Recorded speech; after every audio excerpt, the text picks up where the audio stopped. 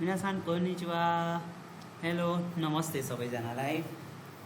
आज हामी 19th लेसनको केही मेन कुरा पढ्छौं जुन किताबमा छैन। किताबमा भएको ता प्लस कोतोगा आरिमास आरु डिक्सनरी फर्म हो। सकेसम्म तपाईहरु स्टार्टिङदेखि नै डिक्सनरी फर्ममा पढ्दा राम्रो हुन्छ, किनभने जापानमा जानुहुन्छ डाइरेक्ट डिक्सनरी फर्म युज गरिदिने हुन्छन्। सो त्यो बेला कन्फ्युज हुनुहुन्छ, आएको कुरा पनि नआए जस्तो हुन्छ। सो बेटर तपाईहरु डिक्सनरी फर्ममा पढ्नु होला। सो कोतोगा आरिमास जुन 19 लेसनमा पढ्नु भएको थियो, पास्ट अनुभव गरेको अनुभव छ।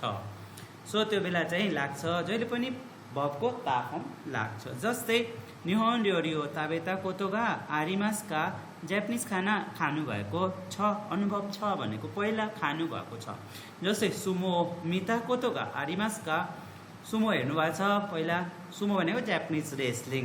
सो यदि छ भने हाई आरिमास इचिदो आरिमास एकचोटि छ, इचिदोमो आरिमासेन नेभर पहिले पनि हेरेको छैन।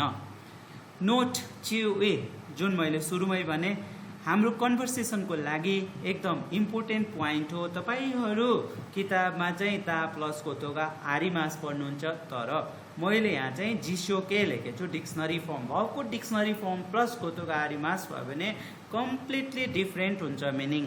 थामानी अथवा तोकिडोकी, तामानी ओकेजनली, तोकिडोकी कहिले काहीँ पढ्नु भएको छ। सो त्यस्तो मिनिङ दिन्छ। जस्तै निहोन र्योरियो ताबेता कोतोगा आरिमासका तपाईहरु पढ्नु भएको छ, जापानिज खाना खानु भएको छ, खाएको अनुभव छ।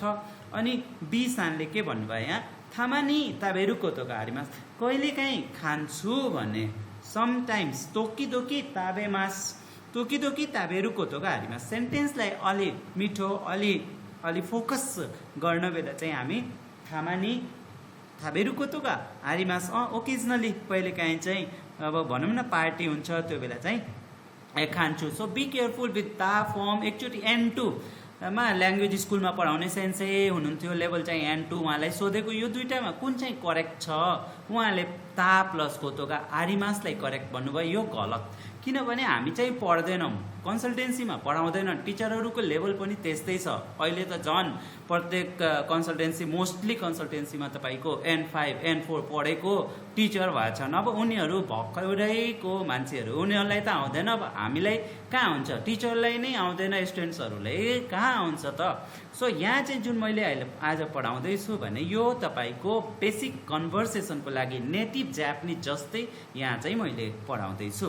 सो एसानले अघि जस्तो के तपाईँले जापानिज खाना खानुभएको छ, कहिलेकाहीँ खाने गर्छु। सो थामानी कहिलेकाहीँ ओकेजनली फोकस गरिएको बेला चाहिँ थामानी थाबेमास, थाबानी थाबेरु कोतोगा आरिमास हाई। निबान पनि मैले यो किन लेखेको भने दोसिनो मायनी, दोसिनो माया भने क्रियाको अगाडि। तपाईहरु यो लेसनमा नारीमास नारु भन्ने एउटा किताबमा छ, त्यति मात्रै पढ्नुहुन्छ, टिचर पनि त्यति पढाउँछ। त्यति नै थाहा छ टिचरलाई के गर्ने, सेन्सेको लेभल अहिले त्यस्तै छ मार्केटमा।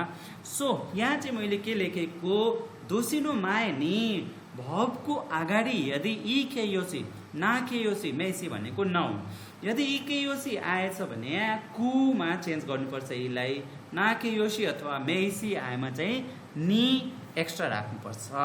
जस्तै चिसाई भनेको कस्तो एडजेक्टिभ हो, स्मल। किरु भनेको कट गर्नु।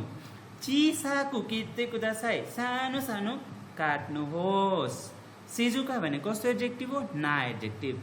सो सिजुकामा के लाग्छ त, ना एडजेक्टिभ भएका कारणले नि राख्नुपर्छ।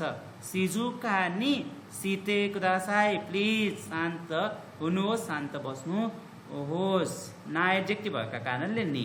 एउटा नाउनको एक्जाम्पल छ क्योसी भनेको, आफूलाई म अब टिचर भन्नु पर्यो भने क्योसी, निहोङ्गो नो क्योसी, म जापानिज टिचर हो। सो निसेन रोगुरेन नि क्योसी नि नारीमास्ता, निहोङ्गो नो क्योसी नि नारीमास्ता मतलब जापानिज टिचर, निहोङ्गो नो क्योसी नि नारीमास्ता। यहाँ चाहिँ नारीमास छ। सो नारीमास भर्ब हो, भर्बको अगाडि यदि नाउन छ, यो क्योसी भनेको के हो त, नाउन हो। सो नाउन भएका कारणले तपाईहरुले नि थप्नुपर्छ। यदि इ एडजेक्टिभ छ, ना एडजेक्टिभ छ, ना एडजेक्टिभमा नि आउँछ र यी एडजेक्टिभमा कु गर्नुपर्छ। सो यो चाहिँ हाम्रो आज पोइन्ट्स दुईवटा कुराहरू चाहिँ क्लियरली N5 पढाउँदैनन्। यो तपाईँको फेरि N4 हुनुहुन्छ भने अलि छ, तर अहिले नै सिम्पल कन्सेप्ट के हो, कुनै पनि भर्बको अगाडि यस्तो छ भने चेन्ज गर्ने। ल आज एकदम इम्पोर्टेन्ट हो, कन्भर्सेसनको लागि युज हुन्छ। यो लेसन पढ्नुहोस् र केही डाउट छ भने तपाईँ फेसबुकमा अथवा युट्युबमा सोध्न सक्नुहुन्छ। Thank you.